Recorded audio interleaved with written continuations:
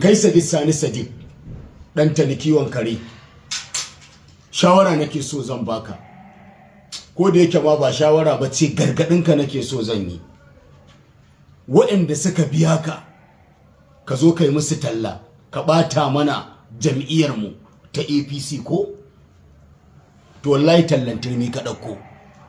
Don haka wallahi wannan kuɗin da ka karɓa za ka yi musu talla, ka ɓata jam'iyyar mu ta APC, wallahi kai maza ka mayin musu da kuɗinsu. Me yasa na ce ka mayin musu da kuɗinsu? Zan ƙara gaya ma, ka san waye Tinubu?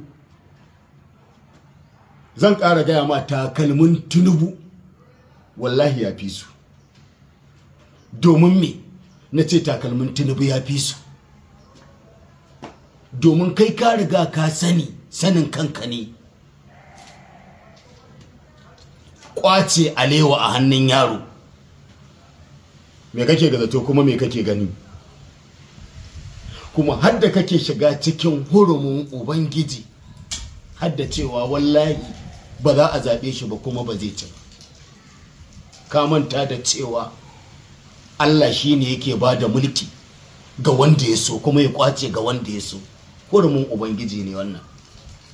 Na san cewa da akwai tauhidi, an je an samu islamiyya ko kakane, an san qawaidi da ahlari da ishmawi da risala da arsali da baɗini da sarmagandi da ibn majah da qira'atul musawwara, wannan zancen ba zai fito daga bakinka ba. Ka bani mamaki.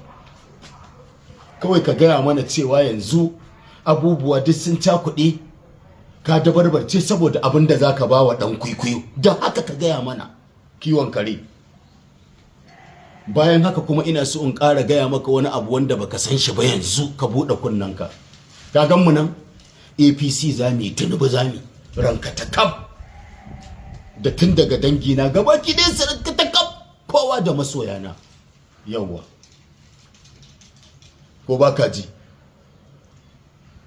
Kuma ina so har kullun zan ci gaba da gaya maka, har kai gargaɗin nan da nake gaya maka cewar idan ka ga wani abu da zai cutar da kai, ka yi bayani. Ko a unguwarku ko a inda kake da kaga wani abu da zai cutar da al'umma, maza ka je ka yi bayani. Sakon NSA ne, National Security Advisor, mai ba shugaban kasa shawara ta fannin tsaro, ya ce al'umma a kiyaye, a kula da kyau, in an ga abin da zai cutar a yi bayani. Police station mafi kusa inda za a ka al'umma dauki da gaggawa.